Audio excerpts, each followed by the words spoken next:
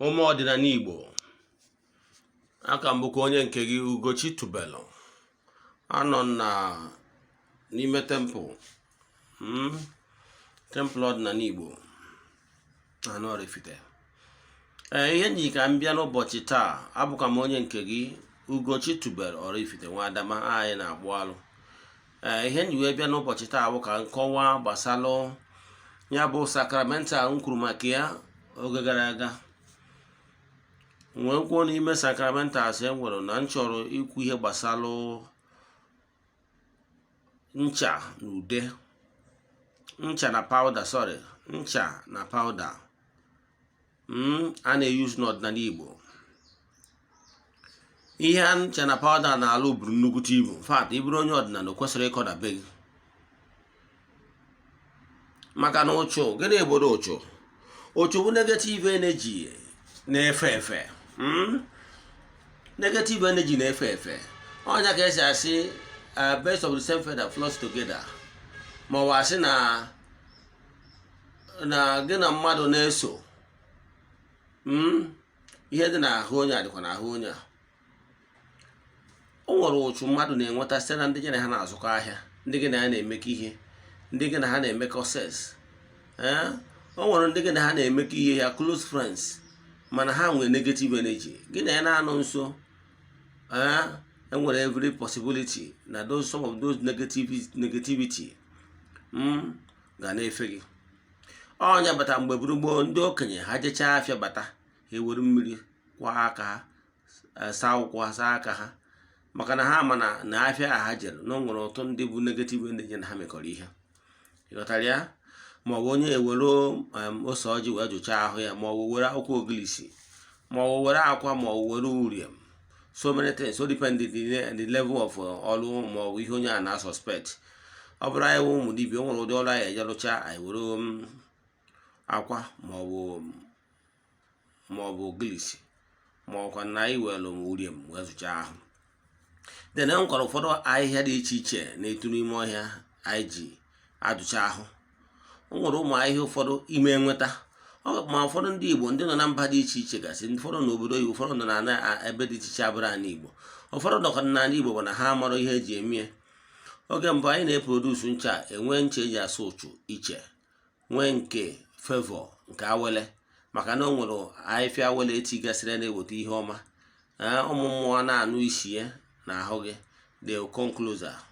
Ịsacha ya, sacha ahụ pụta, ikwubie okwu.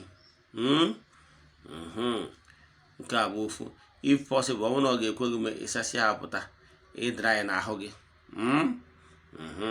Ahụ ịpụta na enwere ike na under fan ọ esi ka ahụ dra ya, ọ hapụ ya n'okwu ka ọ dra ya. Then mana kịta anyị baziri dị ụtọ ndị mmadụ si ebe maka economy, anyị wee lụkọtazie ya ọnụ. Ya ofu ncha kịta and organic soap. Emerie ka ọ nọrọ isi ahụ mmadụ, maintain ya skin, mata ya color. Organic soap, nke a ofu. Nke ịbụọ bụ na ọ contain ihe ga-ewepụ ụchụ, then contain kwa ihe ga-ewetara gị favor. So all 3 in 1 actually ka ọ bụ. Ncha anyị kwesịrị ịkọ na be gị. Ọ bụrụ na ịwụkwa ndị a na-abịa na inbox na-asị na ha enwere ego ha ji alụ ọrụ, agbajọkwa na ncha. Enwego ọtụ testimony, abụọ m onye na-esi testimony. Ngwa ọtụ ndị mmadụ yuzuru ncha, mana ha na-enye testimony today na ha yuzuru ncha, ego bịawara ha wee lụọ ọrụ dị n'ụzọ ha. Esikwara n'ihe ma ọ bụ na-alụrụ ọrụ, ma ọ n'ngwa onye lụburu gị ọrụ, ma ọ n'ibu onye ọdịnala na-asa ncha, you will give testimony. Then eweziga ncha ịya afụ ya, enwe na herbal care, organic soap, ọmụnwa produce ya. One of the products I nwere na Ugochi tubelu na temple. I nwere actually so many things, ma oil. I nwere amụ favor oil. Then nke bụ a na-achịkwa maka anyị nwekwalụ favor powder, onye maka ihe a. Favor powder nwere ọtụtụ ihe dị n'ime ya, ma ekwu ma so many herbs and leaves and vegetable and flowers dị n'ime ya. Etu esi eyuzu ya, were ka asacha ahụ, were nsachacha ahụ, iwere powder tinye n'ọba aka gị, ikwubie okwu etu ị chọrọ ka ụbọchị ahụ dịrị gị, ịfụpịa entities of powers that works in the air. He be a deliverer. It goes all over the world. As long as that place in the air there, it will deliver. He also have a lot of testimonies. Man, I have run the issue testimony. Testimonies abro. Ihe ji mara Odinana. No mindset and do ko na madi go share testimonies.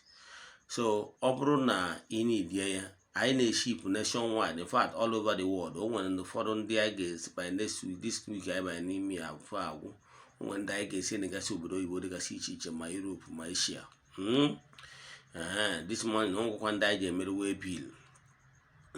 Nationwide, Monday na Abuja, Monday na Port Harcourt and the Lagos. Musigia. So mana before weekend now I send the Andy KJ outside the country. Because I produce in large quantity. It was here matter maka price here, more we detail all nature name of Basanya on this incha. Send the other message in a WhatsApp 0805 7837 672 Ugochi tubelu Oraifite. Dalonu.